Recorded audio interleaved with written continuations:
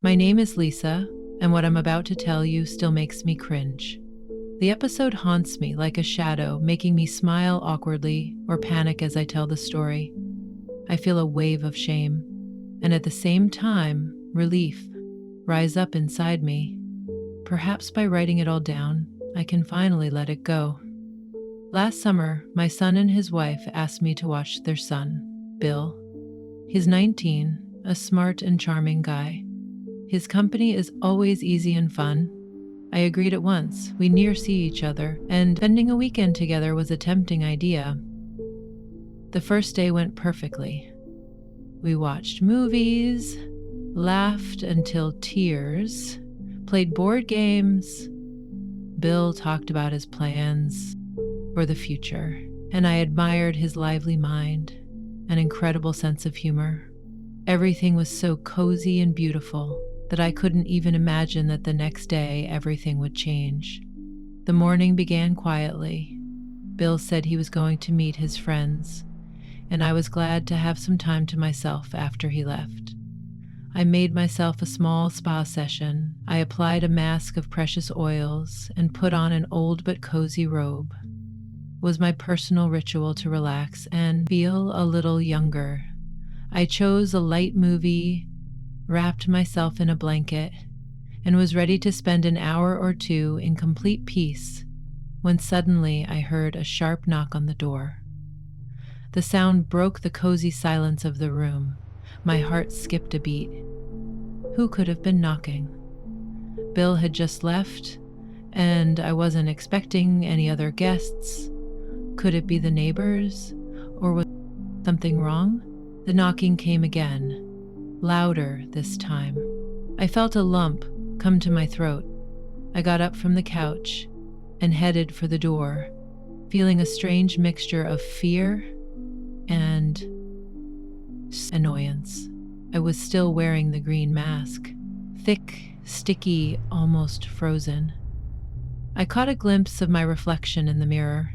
The dark stains of the mask made me look like a character from a horror movie, but I didn't pay it any mind. Whoever was there, I couldn't ignore the knock when I opened the door. I froze. Bill was standing in front of me. His face was skewed, a mixture of amazement, sheer terror. "Grandma?" "I forgot my keys," he whispered, but his gaze couldn't take his eyes off my face. The silence between us only stretched for a few seconds, but it seemed like an eternity.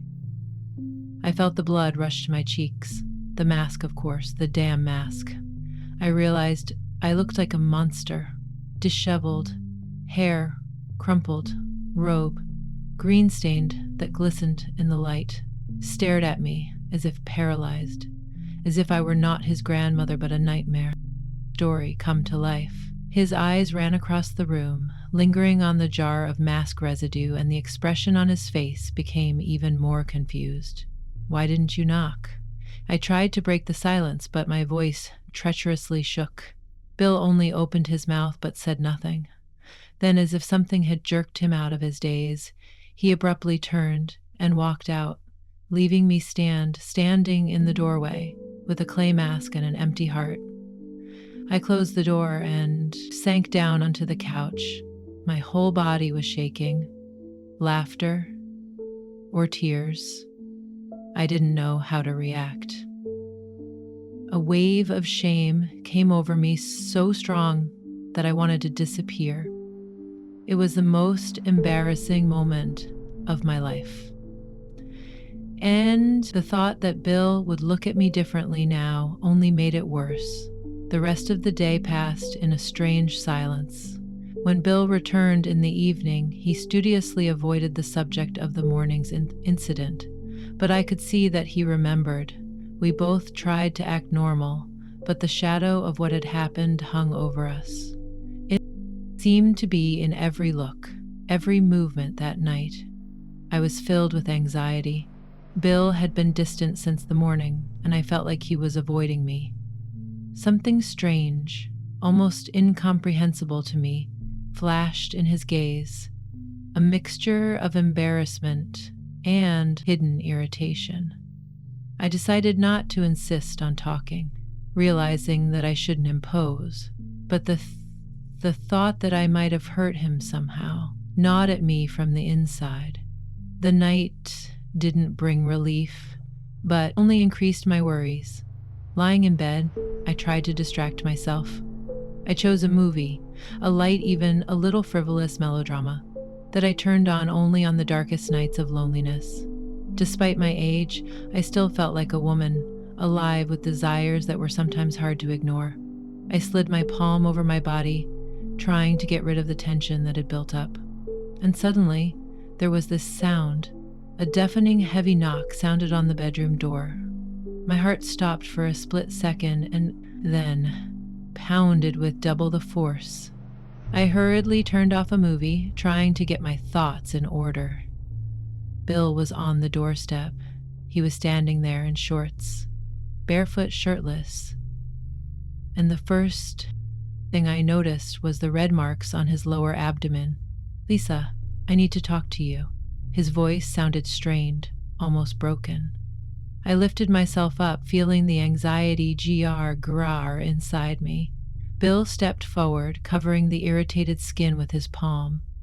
"I'm really itchy and sore. I don't know what to do." I looked at him intently. The situation looked too serious to just brush it off. I insisted that he take off his shorts. "Let me examine the irritated spot." Bill hesitated, but complied nonetheless. What I saw shocked me. My skin was covered in redness, and the shape and size of the redness made me uneasy. It looked unnatural almost, most creepy, like the marks of something unfamiliar. I felt the heat rise to my face, drops of sweat sliding down my temples. Anxiety gripped me, and also a feeling of unease. I couldn't examine the shape of his body, but I tried to keep my cool.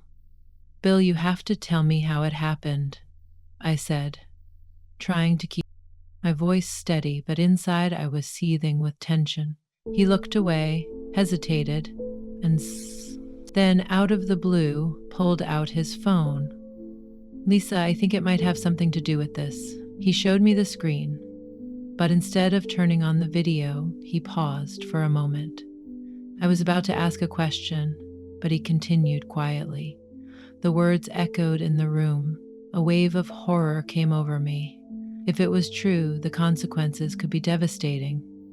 For the first time in a long time, I felt like my life was slipping out of my control. And I didn't know how to help him. My body stiffened with tension when Bill finally sat down next to me. I felt his warmth, his breath close by, and I felt like he was about to raise his arm to hug me, but he just sat, silent, close, too close. I knew I could feel his worry, his anxiety, as if his inner world was on the verge of collapsing. He looked at me, and his gaze was full of fear, but also some strange hope.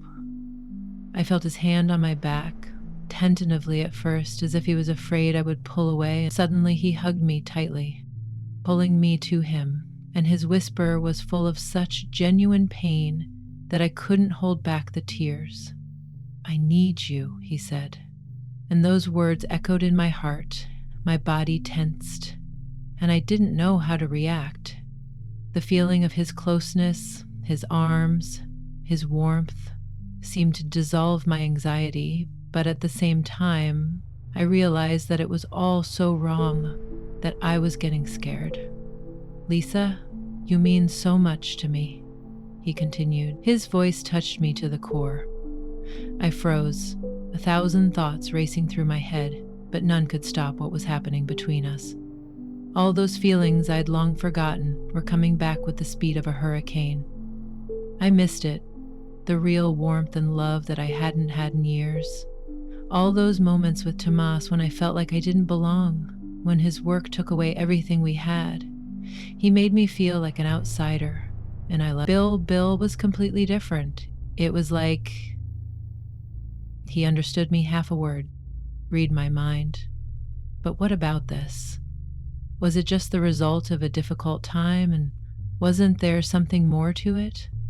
I tried to find the answer in his eyes, but they were so full of tension and desire that I didn't want to look away. Everything I was feeling was so contradictory. "I'm scared, Bill," I whispered, and I didn't know why I said it.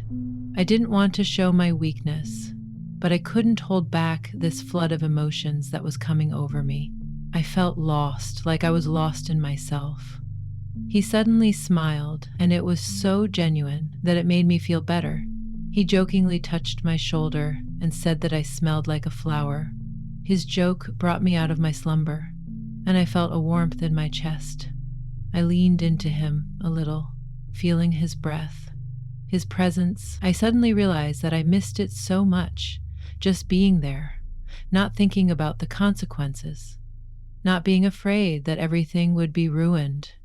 We both fell silently asleep that night, and despite all my doubts and fears, I felt finally not alone. In the morning when I woke up, I couldn't believe that not only was the man I knew so well by my side, but someone who had become something more to me. Bill, he was lying next to me. His body still seemed warm, and it made me feel good to see his calm face. I gently placed my hand on his chest, and despite all the anxiety that still hung in the air, I felt safe. I ran my fingers gently over his skin, feeling every movement, every breath he took. There was something in his eyes when he opened them that made me forget everything in that moment. I felt as happy as I hadn't felt in a long time. My hand almost unconsciously slid under the blanket. I knew I was doing something forbidden, something that scared me, but at the same time, it seemed inevitable. My gaze met his, and I noticed his eyes momentarily darkened with anxiety. We were both silent, but each of us realized that this silence was not empty. It was something more than just a moment.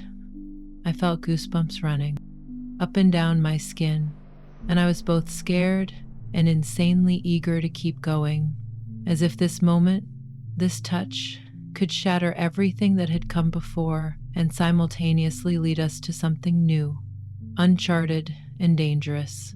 And I didn't know if I was ready for it, but one thing was clear. I didn't want to be alone anymore. In his eyes, I saw the same tension, the same struggle I felt, but neither of us backed down.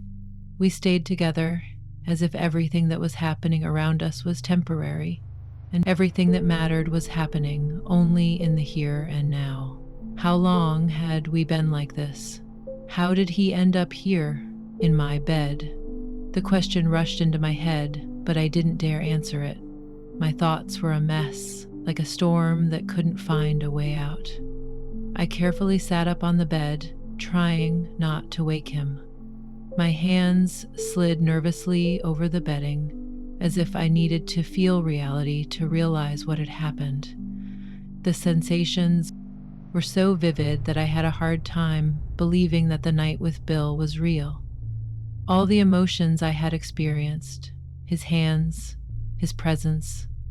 There was so much guilt, shame, name, but at the same time, a strange, confused joy inside me that I couldn't find the words to explain what was happening to me. "Bill," I exhaled quietly, not daring to wake him up. "Bill," there was such a calm confidence emanating from his face that I felt his presence already becoming a part of me. I dropped my head back into my hands, trying to gather my thoughts inside. Everything was turning upside down, like I was trying to pick up broken glass, but instead of putting everything back in order, only scattered more. "Do you think we're doing the right thing?" The words came out, and I didn't have time to hold them back, it seemed like. I needed his answer, but I was actually afraid of his reaction. He was my nephew. That age difference seemed enormous, and my relationship with him was so unstable. So many things could be going on, and it all seemed wrong. When I looked up, Bill was already looking at me. His eyes were soft, almost peaceful, but there was no fear or just judgment in them. He reached out to me, placing his palm gently on my back. I could feel the warmth of his skin. His touch was so gentle that I was suddenly relieved. "You're not alone, Lisa," he said, his voice quiet but full of confidence. I saw in his eyes everything I needed, an understanding I had long since lost. His words weren't a comfort, they became like a promise. If you want to change your life, let's do it together. Those words penetrated deeply into my soul. In that moment, I realized that my life would never be the same again. We were on the threshold of something new, something uncharted and scary.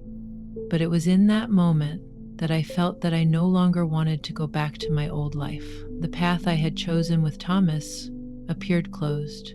I was looking for closeness, for love, for warmth, but I couldn't find it in what I had once called home. He stood up, walked over to me, his movements slow, like he was afraid to startle me. He leaned down to kiss my forehead, and his breath on my skin made me feel alive. All the doubts, all the anxiety I'd felt from the beginning began to dissolve. When I felt him holding me, I looked up, and he had that same soft, almost invisible smile on his face again. I knew he felt it too. There was more than just physical contact between us, but something much more, a connection that could change us both. We were standing on the edge, and I was scared, but I couldn't back down.